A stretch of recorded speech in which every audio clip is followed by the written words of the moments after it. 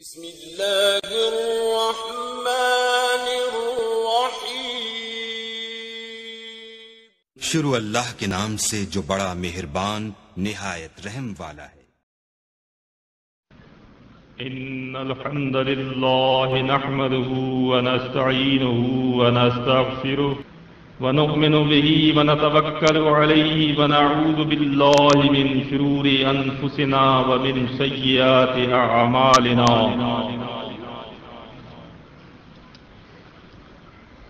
من يهده الله فلا مضل له ومن يضلله فلا هادي له، وأشهد أن لا إله إلا الله وحده لا شريك له، وأشهد أن محمدا عبده ورسوله، أما بعد فإن خير الحديث كتاب الله، وخير الهدي هدي محمد صلى الله عليه وسلم، وشر الأمور محدثاتها وكل محدثة بدعة وكل بدعة ضلالة وكل ضلالة في النار۔ اللهم صل على محمد وعلى آل محمد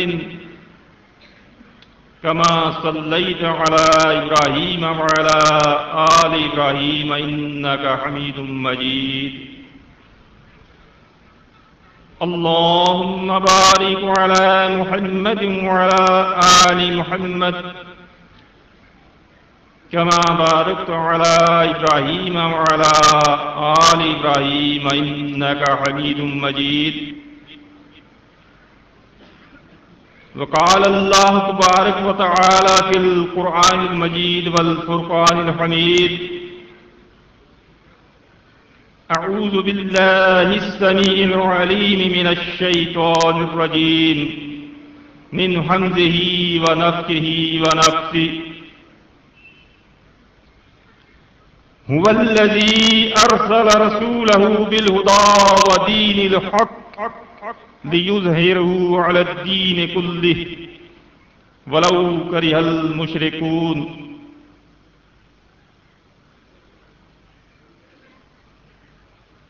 وقال الله تبارك وتعالى: قل جاء الحق وزهق الباطل ان الباطل كان زهوقا۔ مجھے امیر محترم کی طرف سے حکم ہوا کہ آج میں آپ لوگوں کو یہ سمجھاؤں کہ حق کیسے غالب ہوتا ہے۔ آپ لوگ حق کو غالب کرنا چاہتے ہیں؟ ہاں جی، سستی سے۔ میں یہ معذرت چاہوں گا، بعض لوگ یہ اعتراض کرتے ہیں کہ مقرر سامعین سے مخاطب نہیں ہو سکتا۔ جہاں تک میرا مطالعہ اور علم ہے، صحیح مسلم میں بھی ہے، اور اس کے علاوہ آپ سید مسعود احمد رحمت اللہ علیہ، اللہ رب العزت انہیں جنت الفردوس میں جگہ عطا فرمائے، ان کا ہم پر ایسا احسان ہے کہ ہم اس کا بدلہ نہیں دے سکتے۔ انہوں نے کتاب مرتب فرمائی تاریخ الاسلام والمسلمین، اس کے صفحے نمبر 581 پر بھی ایک خطبہ اللہ کے رسول صلی اللہ علیہ وسلم کا لکھا ہوا موجود، اور وہاں بھی صحیح مسلم کے حوالے سے۔ جب آپ صلی اللہ علیہ وسلم نے آخری خطبہ فرمایا اور پھر صحابہ سے مخاطب ہو کر فرمایا: اے صحابہ، قیامت کے روز جب اللہ رب العزت میرے متعلق تم سے پوچھے گا تو تم کیا جواب دو گے؟ صحابہ سے مخاطب ہوئے اور صحابہ کرام نے کہا: اے اللہ کے رسول صلی اللہ علیہ وسلم، ہم اس بات کی گواہی دیں گے کہ آپ نے اللہ کا پیغام ہم تک پہنچایا، آپ نے رسالت کا حق ادا کر دیا، آپ نے اپنی امت کی خیر خواہی کی۔ صحابہ کا یہ جواب سن کر اللہ کے رسول صلی اللہ علیہ وسلم نے اپنی انگلی مبارک آسمان کی طرف اٹھائی اور پھر صحابہ کی طرف کی اور پھر 3 مرتبہ فرمایا، اللہ تو گواہ ہے، اللہ تو گواہ ہے، اللہ تو گواہ ہے۔ اس واقعے سے ثابت ہوتا ہے کہ مقرر سامعین سے مخاطب ہو سکتا ہے، ان سے کسی بات کا جواب لے سکتا ہے۔ تو میں اسی کو مد نظر رکھتے ہوئے آپ لوگوں سے یہ سوال کرتا ہوں کہ کیا آپ حق کو غالب کرنا چاہتے ہیں؟ جو چاہتے ہیں وہ ٹیک لگا کر نہ بیٹھے، سیدھے ہو کر بیٹھ جائیں۔ اب دیکھتا ہوں کون چاہتا ہے کون نہیں۔ وہ پیچھے والے شاید نہیں چاہتے۔ تو اسی کو سمجھانے کی نیت سے، ارادے سے میں نے آپ کے سامنے قرآن مجید میں سے 2 آیت مبارکہ تلاوت کی۔ ایک آیت تلاوت کی 10واں سپارہ سورہ توبہ آیت نمبر 33، اور یہی آیت مبارکہ 28واں سپارہ سورہ صف آیت نمبر 9 میں بھی ہے۔ اس آیت مبارکہ میں رب کائنات نے فرمایا، هو الذی ارسل رسولہ بالہدی، وہ اللہ ہی ہے جس نے اپنے رسول کو ہدایت کے ساتھ ودین الحق، دین حق دے کر بھیجا، لیظہرہ علی الدین کلہ، تاکہ یہ دین حق تمام باطلان مذاہب پر غالب آ جائے، وَلَوْ كَرِهَ الْمُشْرِكُونَ، اور یہ بات حق کا باطل پہ غالب آنا مشرکین کو چاہے کتنی ہی ناگوار کیوں نہ گزرے، رب اس کو غالب کر کے رہے گا۔ اور رب نے بھیجا ہی اسی لیے ہے کہ اس حق کو باطل پہ غالب کیا جائے۔ اب امیر محترم نے جو سوال کیا، بتایا کہ وہ غالب آئے گا کیسے، یہ آگے چل کے بتاتا۔ دوسری جو آیت مبارکہ میں نے آپ کے سامنے پڑھی، 15واں سپارہ سورہ بنی اسرائیل آیت نمبر 81، اللہ رب العزت نے فرمایا، اے خاتم الانبیاء محمد مصطفیٰ صلی اللہ علیہ وسلم، آپ کی طرف سے زبان سے نہیں آیا، میں اسی لیے خاموش ہوا کہ سنوں۔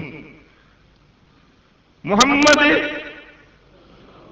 مصطفیٰ صلی اللہ علیہ وسلم نے سے خطاب کرتے ہوئے فرمایا، اے میرے پیارے محبوب، آپ اعلان کر کے فرما دیجئے، قل، کہہ دیجئے دنیا والوں کو، بات ڈھکی چھپی نہ رہے، جاء الحق وزہق الباطل، حق آیا اور باطل بھاگا۔ باطل اس وقت تک رہتا ہے جب تک حق آتا نہیں ہے، اور جب حق آ جاتا ہے جب باطل کے پیر نہیں ہوتے وہ بھاگ جاتا ہے۔ ان الباطل کان زہوقا، اور یہ بھی کہہ دیجئے کہ باطل تو ہے ہی جانے کی چیز، بھاگنے کی چیز، اس کے پاؤں نہیں ہوتے، وہ حق کے سامنے ٹھہر نہیں سکتا۔ اب مسئلہ پھر وہی ہے کہ وہ آخر غالب آئے گا کیسے، غالب ہوتا کیسے ہے۔ پہلے اس سے پہلے کہ وہ بتایا جائے غالب کیسے ہوتا ہے، پہلے آپ یہ تو سمجھ لیں کہ حق ہے کیا، باطل ہے کیا۔ اسی حق اور باطل کو سمجھانے کے لیے رب کائنات نے اپنی لا ریب فیہ کتاب 13واں سپارہ سورہ رعد آیت نمبر 17 میں ارشاد فرمایا، انزل من السماء ماء، او لوگوں سمجھ لو حق کیا ہے باطل کیا ہے۔ رب نے فرمایا، آپ دیکھتے ہو آسمان سے پانی کیسے برستا ہے، دیکھتے ہو نا، ہر شخص دیکھتا ہے نا۔ انزل من السماء ماء فسالت اودیۃ بقدرها، پھر جس قدر رب نے چاہا وہ رب کی مرضی کے مطابق ہوتا ہے. وہ برسات برستی ہے جس قدر رب چاہتا ہے، پھر وہ نالوں کی صورت میں بہنے لگتا ہے پانی. فَاحْتَمَلَ السَّيْلُ زَبَدًا رَّابِيًا، اور پھر آپ دیکھتے ہو نا اس پانی کے اوپر ایک جھاگ آ جاتی ہے. دیکھتے ہو نا؟ دیکھتے ہو نہیں؟ دیکھتے ہو نا؟ اللہ رب العزت نے کیسے طریقے سے سمجھایا جو تمہاری آنکھیں دیکھتی ہیں تاکہ تمہیں پکا یقین ہو جائے. اور دوسری مثال فرمائی وَمِمَّا يُوقِدُونَ عَلَيْهِ فِي النَّارِ ابْتِغَاءَ حِلْيَةٍ أَوْ مَتَاعٍ زَبَدٌ مِثْلُهُ. دوسری مثال بھی سمجھ لو حق اور باطل کو سمجھنے کے لیے. فرمایا تم دھات وغیرہ اپنی ضرورت کی چیزیں بنانے کے لیے آگ میں ڈالتے ہو نا بھئی، لوہے کو ڈالتے ہو نا اپنی ضرورت کی چیزیں بنانے کے لیے، تانبے کو، پیتل کو، سونے کو، چاندی کو ڈالتے ہو نا آگ میں اپنی ضرورت کی چیزیں بنانے کے لیے. رب نے فرمایا اس دھات کے اوپر بھی جیسے پانی پہ جھاگ آ گئی، اس کے اوپر بھی ایک میل آ جاتی ہے جب پانی کو آگ میں ڈالتے ہو اس کے بعد. آتی ہے نہیں آتی؟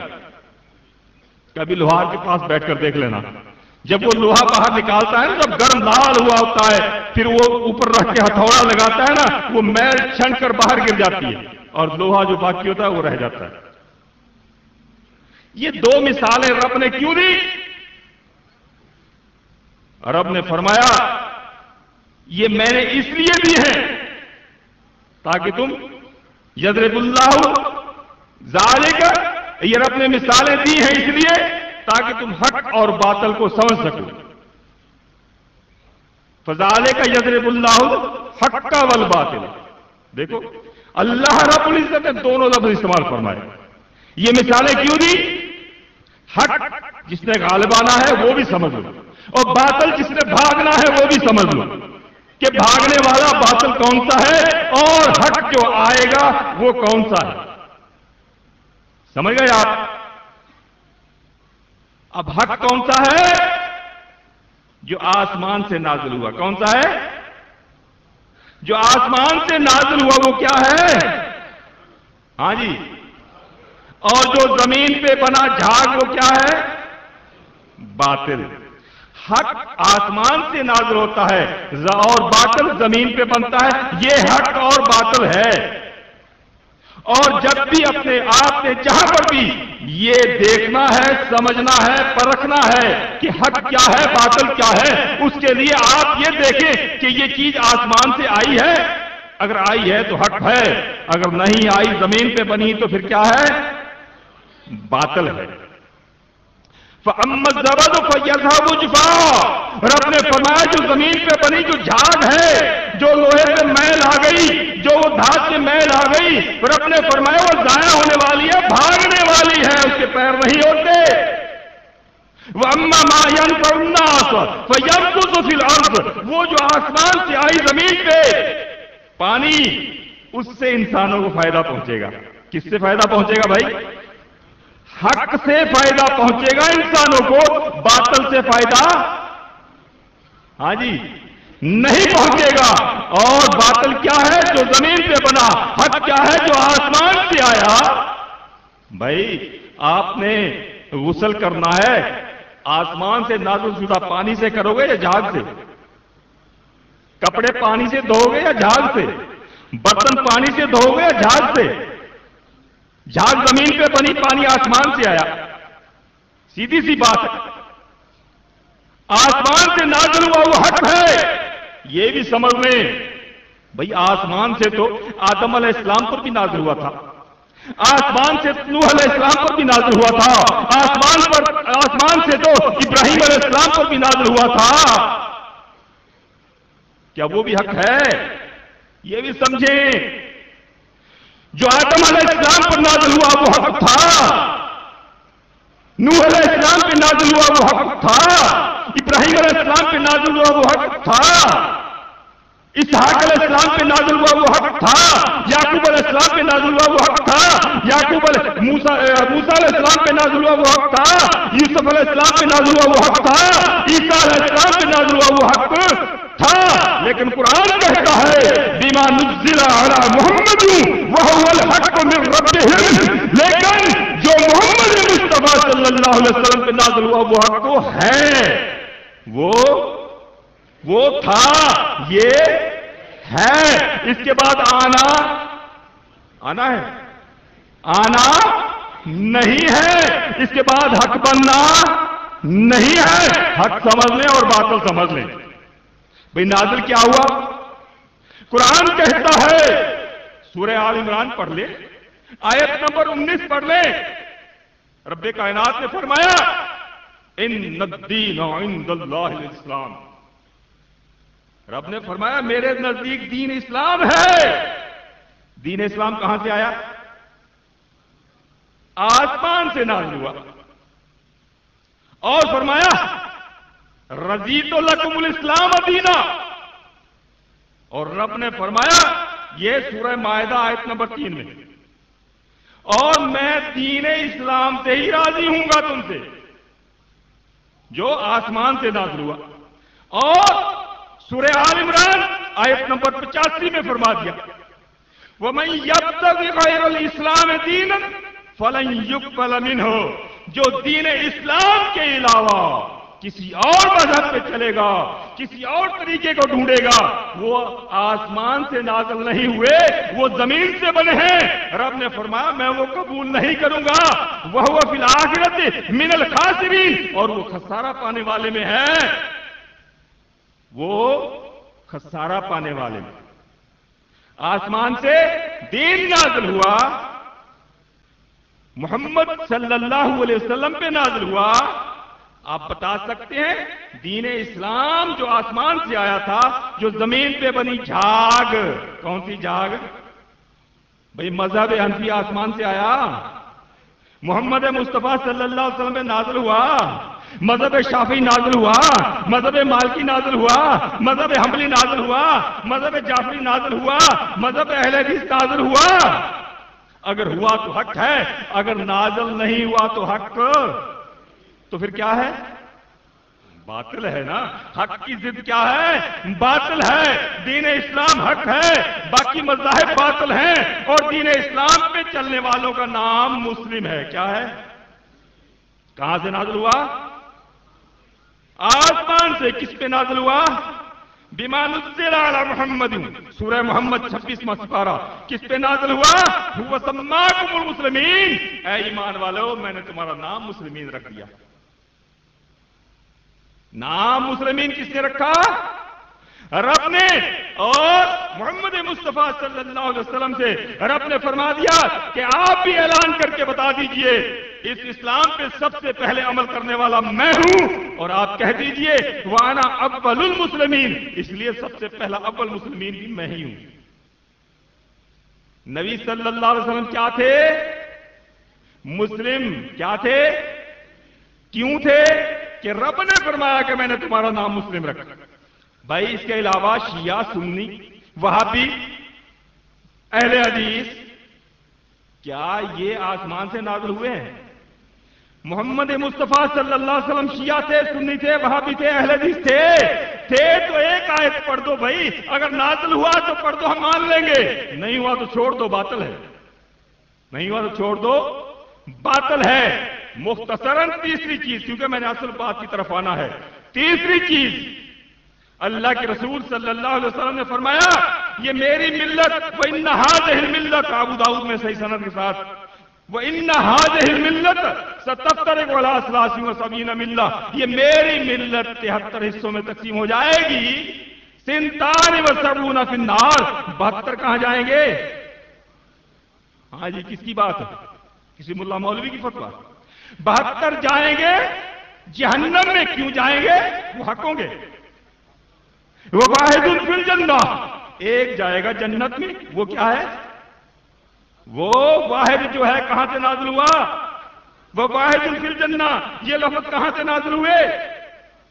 آسمان سے۔ کہیں گے قرآن میں نہیں ہے، قرآن نے بتا دیا بما نزل علی محمد، قرآن نے فرما دیا وما ينطق عن الهوى ان هو الا وحی یوحی، میرا پیغمبر اپنی زبان سے جو کہتا ہے، زبان میرے پیغمبر کی ہوتی ہے، اس سے الفاظ جو ادا ہوتے ہیں وہ رب نے فرمایا میرے ہوتے ہیں۔ اللہ کے رسول صلی اللہ علیہ وسلم نے جو فرمایا وواحد فی الجنہ، ایک جنت میں جائے گا، وہ حق پر ہے نا؟ بھائی اس ماحول میں، اس ماحول کو گندگی نے آلودہ کر دیتا ہے جب ماحول، پھر کیا ہوتا ہے؟ بیماریاں پھوٹ پڑتی ہیں۔ کیا ہوتا ہے جی؟ بیماریاں پھوٹ پڑتی ہیں۔ ڈاکٹر حضرات، سائنسدان اور حکمران کہتے ہیں کہ ماحول آلودہ ہو گیا، اس لیے آلودگی کی وجہ سے انسانوں میں بیماریاں پھیل گئیں اور بے چینی پھیل گئی، اور کوئی انسان جو ہے، ہر انسان پریشانی میں مبتلا ہو گیا۔ کوئی ڈاکٹروں کے پاس بھاگ رہا ہے، کوئی حکیموں کے پاس بھاگ رہا ہے، کیوں؟ ماحول آلودہ ہے۔ اور پھر کیا ہوا؟ اس ماحول کو آلودگی سے صاف کرنے کے لیے رب نے آسمان سے جب پانی برسایا اوپر سے، پھر ماحول کیا ہو گیا؟ تمام سائنسدان مانتے ہیں برسات برسی، وہ جو ماحول آلودگی سے خراب ہو گیا تھا وہ صاف ہو گیا۔ تمام آلودگی کو برسات اوپر سے آئی اور بہا کر لے گئی۔ ہاں جی صحیح ہے بھئی، شیطان ہمیں نہیں چھوڑتا۔ کیا خیال ہے؟ شیطان ہم پہ ہی حملہ کرتا ہے، کیوں؟ حق یہیں سے بیان ہوتا ہے۔ وہ اپنی حرکت بازی کرتا رہتا ہے، لیکن ہم نے بھی نہیں چھوڑنا۔ ہم بھی انشاءاللہ مضبوطی کے ساتھ اکٹھے ہو کر اس کے پیچھے پڑ جائے نا، اس کمبخت کو نہیں چھوڑنا ہمیں۔ کیا خیال ہے؟ چھوڑنا ہے؟ نہیں چھوڑنا۔ لاؤڈ بند کر دے تو کر دے، ایسے چلیں گے اللہ کے فضل سے۔ کیا ہوا؟ میں کیا عرض کر رہا تھا؟ آسمان سے کیا نازل ہوا؟ جب پانی نازل ہوا، باطل کو، آلودگی کو، کوڑے کرکٹ کو بہاتا ہوا لے گیا، ماحول صفا ہو گیا، لوگ تندرست ہو گئے، بہاریں آ گئیں، فصلیں سرسبز ہو گئیں، زمین سرسبز ہو گئی، کھیتی باڑی آباد ہو گئی، انسان خوش ہو گیا، تمام مشکلیں آسان ہو گئیں۔ اسی طریقے سے یہ حق جب برسات کی طرح اس باطل پہ برسے گا، اس کو بہا کر لے جائے گا۔ یہ آج کا انسان فطروں میں مبتلا ہے، فرقہ واریت کی آلودگی میں پریشان ہے۔ فرقہ واریت کی آلودگی نے اس اسلام کے ماحول کو خراب کر رکھا ہے۔ اس ماحول کو اس آلودگی سے بچانے کے لیے وہ جو آسمان سے پانی آیا تھا، پھر ہم نے اس پانی کو اس کے اوپر برسانا ہے۔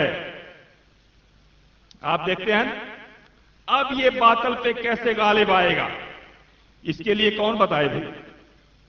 وہی ہستی بتائے گی جس نے بھیجا ہے، وہی ہستی بتائے گی۔ آپ 70واں سپارہ سورہ انبیاء آیت نمبر 18 پڑھ لیں۔ رب کائنات نے فرمایا بل نقذف بالحق علی الباطل، فرمایا ہم حق کو باطل پہ غالب کرنے کے لیے کیا کرتے ہیں؟ حق کو باطل کے سر پہ مارتے ہیں۔ فَيَدْمَغُهُ، پھر وہ حق جو ہے باطل کا سر پھاڑ دیتا ہے۔ فَإِذَا هُوَ زَاهِقٌ، اور پھر اس طریقے سے وہ باطل نیست و نابود ہو جاتا ہے۔ بھائی حق کو غالب جب لانا ہے باطل پر، کیا کرنا ہے؟ حق کو اللہ نے طریقہ بتایا، حق کو باطل کے سر پہ مارنا ہے۔ کیا کرنا ہے؟ مارنا ہے۔ آپ دیکھیں پانی ہے نا، پانی، اس کا ایک قطرہ مسلسل پتھر پہ گرتا رہے، سخت میں سخت چیز پتھر ہے، نرم میں نرم چیز پانی ہے، جب وہ پانی حق ہے اور اس پتھر پہ ایک ایک قطرہ مسلسل گرتا رہے تو آ کر اس پتھر میں بھی سوراخ ہو جاتا ہے۔ ہوتا ہے نہیں ہوتا ہے؟ اگر ایک قطرہ گرایا اور چھوڑ دیا اس کی صحت پہ کوئی اثر نہیں پڑے گا۔ اس طریقے سے کیا ہوگا؟ اس میں سوراخ تو ہو جائے گا لیکن ٹائم بہت لگے گا، ایک ایک قطرہ۔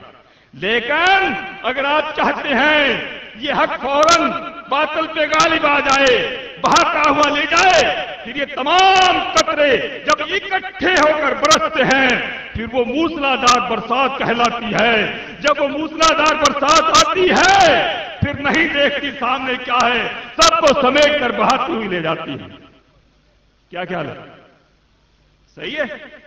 اب آپ ایک ایک قطرہ برسنا چاہتے ہیں یا برسات بن کر برسنا چاہتے ہیں؟ بتائیں. برسات بن کر برسیں گے تو یہ آئندہ اجتماع میں یہاں جگہ نہیں ہوگی لوگوں کے لیے انشاءاللہ. اگر ایک ایک قطرہ تو پھر بھئی 1 8 5 10 آدمی سال بڑھ گئے، 5 10 سال اگلے سال بڑھ گئے. تلوار بنانے والے نے بنائی کس مقصد کے لیے؟ دشمن کا سر کاٹنے کے لیے. کیوں بنائی؟ دشمن کا سر کاٹنے کے لیے. لیکن وہ تلوار میان میں رکھی رہے، ساتھ لے کر ہم گھومتے رہے اور پھر کہیں یار یہ تلوار سر تو کاٹی ہی نہیں. دشمن آیا مجھے گالیاں دے کر چلا گیا، دشمن آیا میرے سر میں ڈنڈا مارا، یہ تلوار کس کام کی؟ اب بتائیں یہ تلوار کا قصور ہے یا ہمارا؟ ہمارا ہے نا بھائی. ہم نے کیا کرنا ہے؟ تلوار جس مقصد کے لیے بنائی گئی ہے اس کو وہ کب کام دکھائے گی؟ دشمن کا سر کب کاٹے گی؟ تلوار کو ہم نے میان سے نکالنا ہے، نکال کر اٹھانا ہے اور دشمن کے سر پہ مارنا ہے. اللہ نے سر پہ مارنے کا طریقہ بتایا، حق کو باطل کے سر پہ بتایا نا. اور یہ تلوار جب دشمن کے سر پہ لگے گی تو دشمن مر جائے گا نا، نیست و نابود ہو جائے گا. اسی طریقے سے اگر حق تو ہمیں مل گیا، گھروں میں چھپا کر رکھ دیا، کتابیں تو ہیں رکھ دی اور دشمن کے سر پہ نہیں مارتے اس کو، پھر کہیں گی یہ باطل پہ غالب نہیں آ رہا. وہ کیسے آئے گا؟ کیسے غالب آئے گا؟ دوسری مثال سمجھ لیں. بھائی کینچی کیوں بنائی بنانے والے نے؟ تاکہ کترے نا. کیا کرے؟ کپڑے کو کترے. اب کسی سے بھی اچھی سے اچھی کینچی خرید کر لے آئیں آپ اور لا کر بڑی قیمت کی لے آئیں، لا کر کپڑے کے اوپر رکھ دیں اور پھر کہیں یہ کینچی کام نہیں دکھاتی. وہ دکھائے گی نہیں. اس کینچی کو اٹھانا ہم نے ہے اور اپنے ہاتھوں میں لے کر اس کو اس کام کے لیے مجبور ہم نے کرنا ہے، پھر کام کینچی دکھائے گی. قلم کا کام ہے لکھنا، لکھنے کے لیے بنائی ہے نا. قلم لکھنے کے لیے بنائی ہے، لکھے گی کب؟ ہم کاغذ کے اوپر رکھ دیں اور کہیں یہ بات لکھ لو، لکھ دے گی؟ نہیں لکھے گی. ہم ہاتھ میں اٹھائیں گے کہ اس سے مجبور کریں گے یہ لکھ یہ الفاظ، پھر وہ لکھے گی. بھائی ہم نے گاڑی بنائی سفر طے کرنے کے لیے، جہاز بنایا جلدی سے سفر طے ہو، بس اس سے کم، ٹرین اس سے زیادہ اور جہاز ان سے زیادہ. اور پھر جب مقابلہ آ جائے دشمن سے مقابلے کا، پھر کیا بنایا؟ کسی نے F-16 بنا دیے، کسی نے کچھ بنا دیا، یہ طیارے بنائے. کیوں؟ تاکہ دشمن پہ حملے کیے جائیں. لیکن وہ حملے کریں گے کب؟ امریکہ سے خرید لو جی، 500 F-16 خرید لیے، لا کر یہاں کھڑے کر دیے، چلائے کوئی نہ اس کو. کیا وہ کام دکھائیں گے؟ وہ دشمن پہ بمباری خود کریں گے. اور دوسری بات، وہ طیارے تو ہم نے خرید لیے لیکن آ گئے، لیکن اس کو چلائے گا کون؟ عام شخص کو کہو لو جی اٹھاؤ اس کو چلاؤ، کیا وہ چلیں گے؟ نہیں چلیں گے. اس کو چلانے کے لیے پائلٹ کی ضرورت ہے اور پائلٹ کو اس کی تعلیم ہوگی، اس کا علم ہوگا اور اس کا تجربہ ہوگا، پھر وہ اس سے کام لے سکتا ہے. اگر بغیر تجربے اور بغیر علم والے شخص کو اس کے اوپر بٹھا دیا جائے تو وہ جہاز کا قصور نہیں ہے، وہ بیٹھنے والے کا قصور ہے کہ اس نے اس کا علم حاصل کیوں نہیں کیا، اس کا تجربہ کیوں نہیں کیا. وہ F-16 بیکار ہے.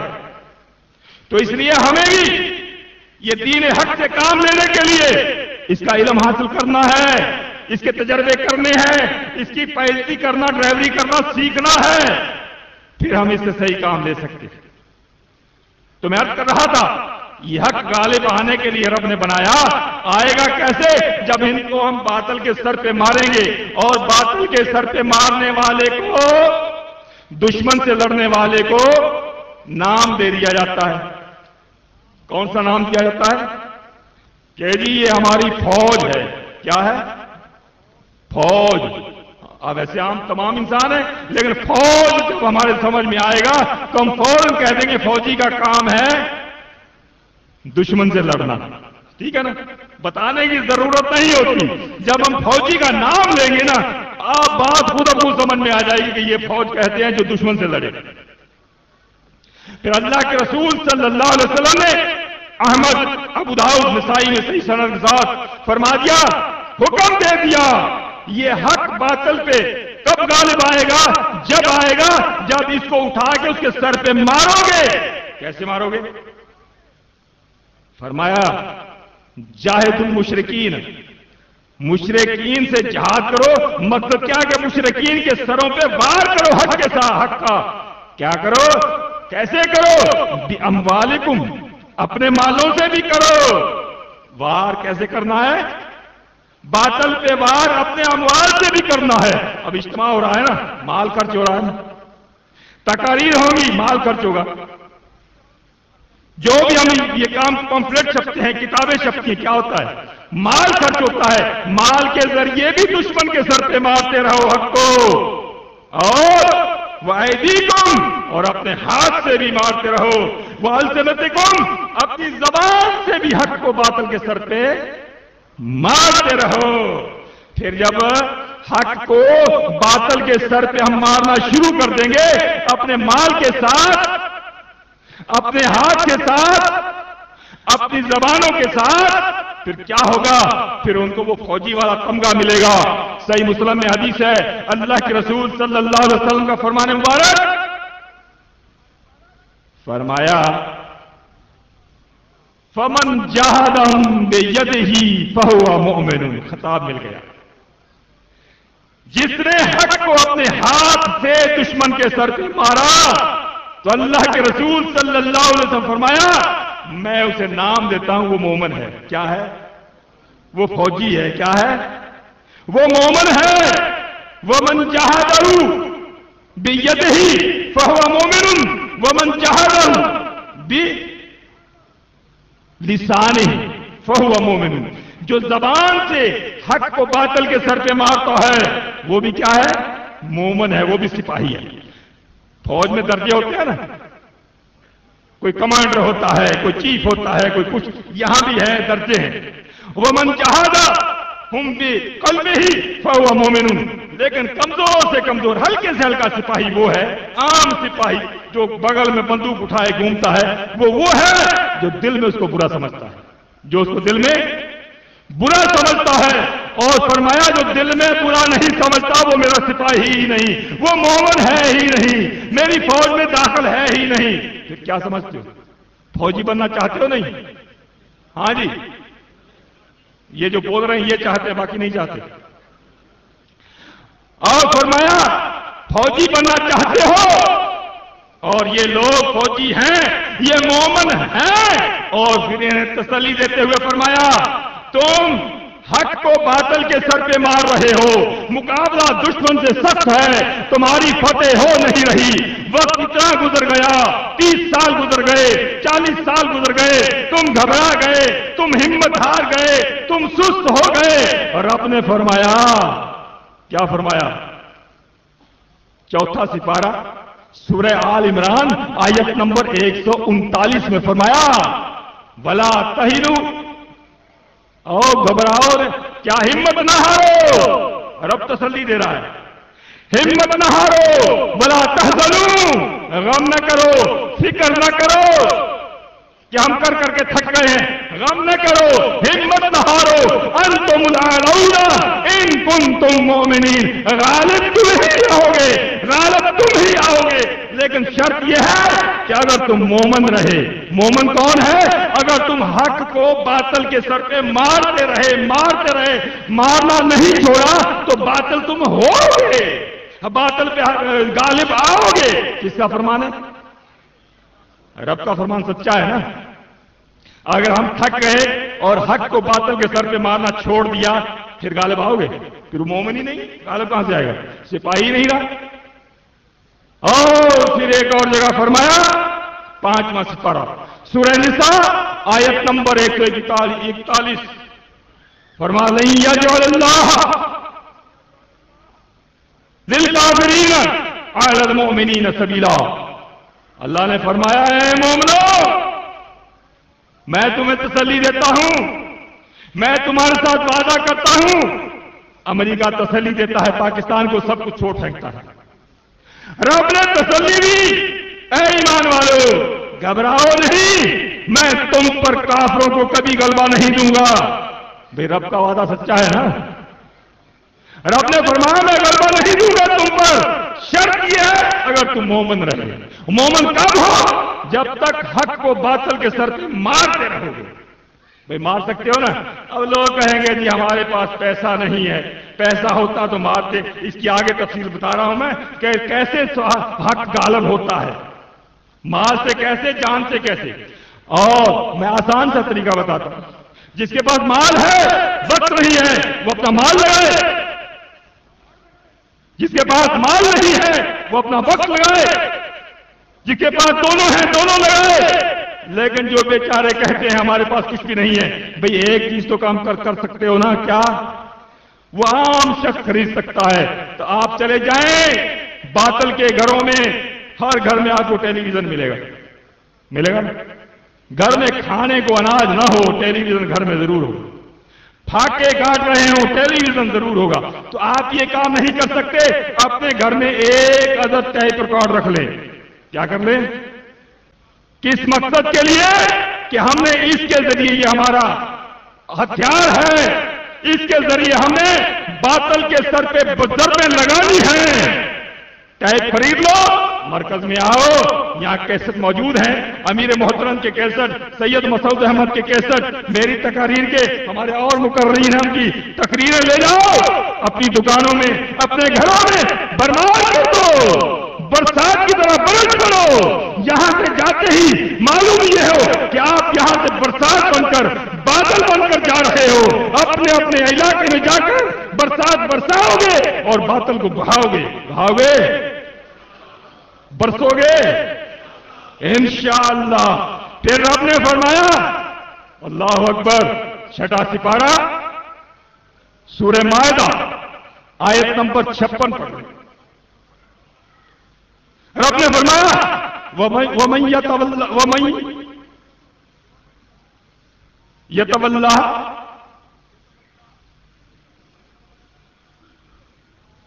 وَرَسُولَهُ، جو لوگ وَمَن يَتَوَلَّ اللَّهَ وَرَسُولَهُ، تصدیق ہو گئی کہ قرآن مجید کی آیت مبارکہ ہے۔ کیا تصدیق ہو گئی؟ ہے نا؟ اگر نہ ہوتی تو وہ کیسے بتاتے کہ لفظ ایسے؟ وَمَن يَتَوَلَّ اللَّهَ وَرَسُولَهُ، جس شخص نے، جس انسان نے دوستی رکھی اللہ سے، ہم دوستیاں رکھتے ہیں نا زمانے میں لوگوں سے، مالدار ہو اس سے دوستی رکھے، لوگوں معاشرے میں عزت، بھئی بڑے آفیسر سے دوستی ہو، معاشرے میں عزت، اسی لیے دوستیاں رکھتے ہو نا۔ اور آپ نے فرمایا مجھ سے دوستی رکھ کے دیکھو، وَمَن يَتَوَلَّ اللَّهَ، جس نے مجھ سے دوستی رکھی، جس نے رب کو دوست بنایا، وَرَسُولَهُ، جس نے میرے رسول کو دوست بنایا، وَالَّذِينَ آمَنُوا، جس نے ایمان والوں سے دوستی رکھی۔ ہماری اللہ سے دوستی ہے؟ اللہ کے رسول سے دوستی ہے؟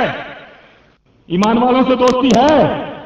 آگے چل کے پتہ چلے گا، ٹائم تھوڑا ہے، مضمون کچھ لمبا ہوتا جا رہا ہے، آگے چل کے پتہ چلے گا۔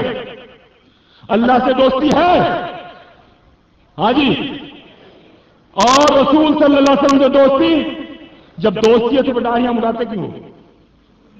کیا خیال ہے؟ آج دیکھنا ہے یہاں سے جانے کے بعد کون اللہ سے دوستی رکھتا ہے، کون اللہ کے رسول سے دوستی رکھتا ہے، کون وعدے کا پکا ہے۔ ہاں جی، دوستی رکھو گے نا؟ داڑیاں نہیں مڑاؤ گے آج کے بعد، پکے دوست پھر بنو گے۔ وہ دوستی رب نے بتا دیا خود کہ دوست کون ہے، وہ رب خود بتاتا ہے میرے دوست کون ہیں، تم کہتے رہو کہ رب سے ہماری دوستی ہے۔ رب نے فرمایا وَالَّذِينَ آمَنُوا، اور جو ایمان والوں سے جس نے دوستی رکھی، اور رب نے ان کو ایک تمغہ دیا۔ کیا تمغہ دیا؟ فَإِنَّ حِزْبَ اللَّهِ فَإِنَّ حِزْبَ اللَّهِ، اور یہ میرا لشکر ہے، یہ میری فوج ہے۔ یہ کیا ہے؟ یہ میری فوج ہے جو مجھ سے محبت رکھے، جو میرے نبی سے محبت رکھے، جو میرے نبی کے کلمہ پڑھنے والوں سے محبت رکھے۔ رب نے فرمایا یہ میری فوج ہے، اور رب کی فوج کو کوئی نقصان پہنچا سکتا نہیں۔ امریکہ پہ بھروسہ ہے کہ جی یہ فوج امریکہ کی آ گئی، اس کو کوئی نقصان اور جسے رب کہے، مالک الملک کہے یہ میری فوج ہے، اسے کوئی نقصان پہنچا سکتا نہیں۔ اس لیے رب نے فرما دیا ہم الغالبون، یہ میرا ہی لشکر، یہ میری فوج باطل پہ غالب آئے گی۔ آئے گی نا؟ بشرطے کب آئے گی؟ جب ہم اللہ سے دوستی رکھیں گے، اللہ نبی سے دوستی رکھیں گے، ایمان والوں سے دوستی رکھیں گے، پھر ہم اللہ کا لشکر، اللہ کی فوج کہلانے کے حقدار ہیں، پھر غلبہ بھی ہمیں ملے گا۔ کیسے؟ سورہ آل عمران آیت نمبر 31 میں فرما دیا، کیا فرمایا؟ قل ان کنتم تحبون اللہ، اور لوگوں کہتے تو سب ہو کہ ہماری اللہ سے دوستی ہے، سب کہتے ہیں نا۔ اب اللہ آزما رہا ہے، وہ کہنے والوں جو کہتے ہو کہ ہماری اللہ سے دوستی ہے، محبت ہے، سچائی کا ثبوت دو۔ اے رسول صلی اللہ علیہ وسلم آپ فرما دیجیے قل ان کنتم تحبون اللہ فاتبعونی، اگر تمہاری یہ دعویٰ ہے کہ ہماری اللہ سے دوستی ہے تو میری اتباع کرو۔ کس کی؟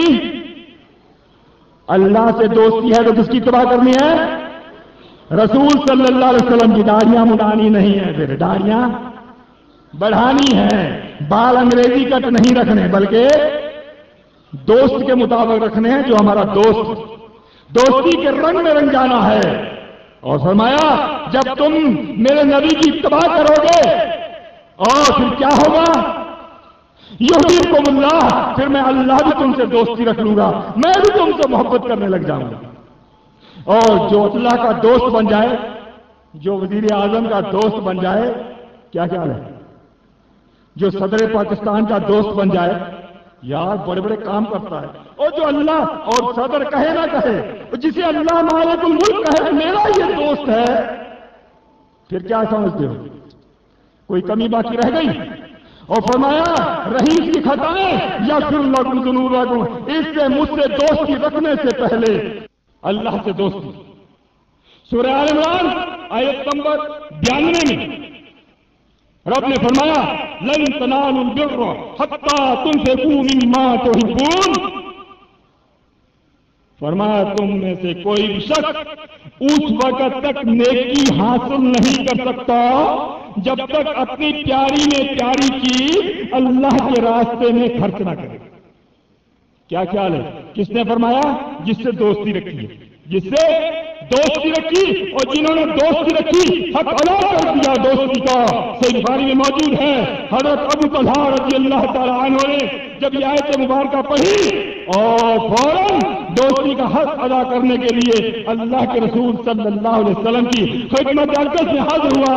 اے اللہ کے رسول صلی اللہ علیہ وسلم، میں نے اللہ سے دوستی رکھی ہے، قرآن مجید میں آیت مبارکہ پڑھی ہے، میرے یار نے، میرے دوست نے، میرے محبوب نے فرمایا اگر نیکی چاہتے ہو، اگر میری رضا چاہتے ہو، پیاری میں پیاری چیز میرے راستے میں قربان کرو۔ اس زمین کے اوپر مجھے پیاری میں پیاری چیز یہ سامنے کھجوروں کا باغ ہے جس کا نام بے روحا ہے، جس میں آپ تشریف رکھتے ہیں، آپ بیٹھتے ہیں، آپ کے تشریف رکھنے کی وجہ سے، آپ کے بیٹھنے کی وجہ سے میرے نزدیک اور بھی زیادہ پیارا ہو گیا ہے، اس لیے میں اس اللہ کے راستے میں یہ سارا باغ دیتا ہوں۔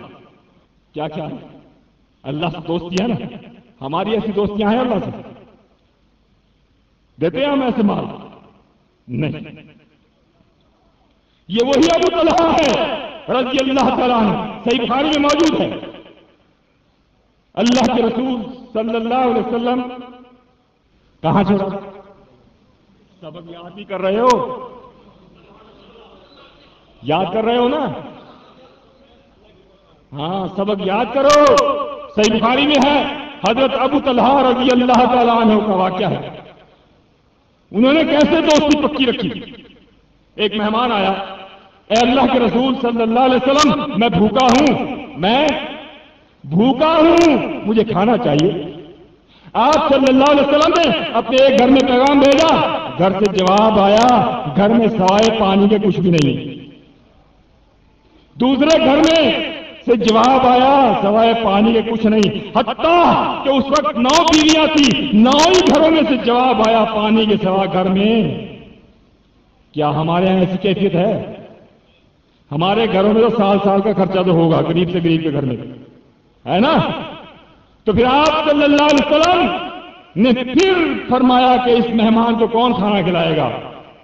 وہ ابو طلحہ رضی اللہ تعالیٰ عنہ جس نے اپنا باپ دے دیا، مال و دولت دے دی، اور اتنا اللہ کے راستے میں سب کچھ لٹا دیا، اب اس کی یہ حالت ہے کیا؟ آپ صلی اللہ علیہ وسلم سے فرمایا، عرض کیا، اے اللہ کے رسول، مہمان آپ کا، اس کی مہمان نوازی میں کروں گا، کھانا اس کو میں کھلاؤں گا۔ یہ ہے دوستی۔ گھر میں آئے ام سلیم رضی اللہ تعالیٰ عنہ عورتیں جو ہمارے اجتماع میں ہیں، عموماً کہا جاتا ہے کہ عورتوں کے لیے بیان نہیں ہوتا کچھ، سنیں عورتیں بھی توجہ کے ساتھ سنیں، اس عورت سے سبق حاصل کریں کہ ہم نے کیسے حق کو باطل پہ غالب کرنا ہے۔ وہ عورتیں اسی طریقے سے مردوں کا ساتھ دیں جس طریقے سے ام سلیم رضی اللہ تعالی عنہا نے اپنے شوہر کا ساتھ دیا۔ گھر میں آتے ہیں، ام سلیم سے پوچھتے ہیں گھر میں کھانے کو کچھ ہے؟ ام سلیم فرماتی ہے، اے ابو طلحہ، اے میرے سر کے تاج، گھر میں اتنا سا کھانا ہے کہ ہمارے بچے بھی پیٹ مشکل سے بھریں گے، ہمارے لیے نہیں ہے۔ ابو طلحہ رضی اللہ تعالیٰ عنہ نے کہا، اے ام سلیم، بچوں کو ایسی بہلا بولوں کے سلا دو، یہ بچوں کو نہیں کھلانا، اس کو رکھ لو سنبھال کر، اور میں مہمان کو لا رہا ہوں۔ اور ایک بات اور یاد رکھنا کہ جب مہمان کے سامنے کھانا رکھیں گے تو مہمان ہمیں بھی کہے گا آپ بھی کھائیں، تو اگر ہم ساتھ کھانے شروع ہو گئے تو اس کا پیٹ نہیں بھرے گا، پھر آپ کیا کرنا، چراغ کو سنوارنے کے بہانے بجھا دینا، اندھیرا ہو جائے گا، اندھیرے میں ہم یہ محسوس کرائیں گے کہ ہم بھی ان کے ساتھ کھا رہے ہیں، لیکن کھانا ہم نے نہیں ہے، کھانا کھلانا مہمان کو ہے۔ ایسے ہی ہوا، بچوں کو سلا دیا گیا اور کھانا مہمان کے سامنے رکھ دیا گیا، اور بتی کو، چراغ کو بنانے کے بہانے بجھا دیا گیا، اور انہوں نے محسوس ایسے کرایا جیسے ہم بھی کھا رہے ہیں، لیکن کھلایا سب ابو طلحہ نے مہمان کو۔ کس کو کھلایا؟ مہمان کو، خود نہیں کھایا۔ ہم کیا کرتے ہیں؟ جیسے ڈش سامنے آئی، یہ بوٹی اس کے سامنے کیوں جائے؟ ایسے ہی ہوتا ہے۔ سبق سیکھیں، یہاں کس لیے آئے ہیں؟ سبق سیکھیں، آپ نہ کھائیں، آپ بھوکے رہیں، دوسرے کو کھلائیں، اور پھر جب یہ عمل ہوگا، وہ جس سے دوستی رکھی ہے، پھر وہ کیا بتاتا ہے؟ جب ابو طلحہ رضی اللہ تعالیٰ عنہ صبح کو اللہ کے رسول صلی اللہ علیہ وسلم کی خدمت اقدس میں حاضر ہوتے ہیں، اللہ کے رسول صلی اللہ علیہ وسلم کو ابھی ابو طلحہ نے بتایا نہیں، لیکن اس دوست نے جس سے دوستی رکھی ہے، اس نے پہلے ہی اپنے دوست کا حوال بتا دیا۔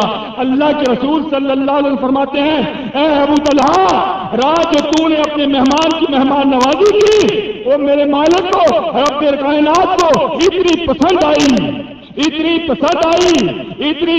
آئی، سورہ حشر کی آیت نمبر 9 نازل فرما دی۔ کون سی؟ وَيُؤْثِرُونَ عَلَىٰ أَنفُسِهِمْ وَلَوْ كَانَ بِهِمْ خَصَاصَةٌ وَمَن يُوقَ شُحَّ نَفْسِهِ فَأُولَٰئِكَ هُمُ الْمُفْلِحُونَ۔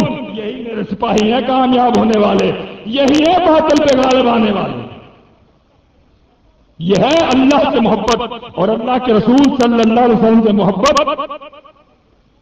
جنگ بدر کا واقعہ ہے، آپ صلی اللہ علیہ وسلم مشورہ لیتے ہیں، جماعت المسلمین کا ایمان ہے پوری کائنات کے انسانوں کی سمجھ کو ایک پلڑے میں ڈال دیا جائے، اور محمد مصطفیٰ صلی اللہ علیہ وسلم کی سمجھ اور فہم کو دوسرے پلڑے میں ڈال دیا جائے، پھر بھی یہ محمد مصطفیٰ صلی اللہ علیہ وسلم والا پلڑا بھاری ہے۔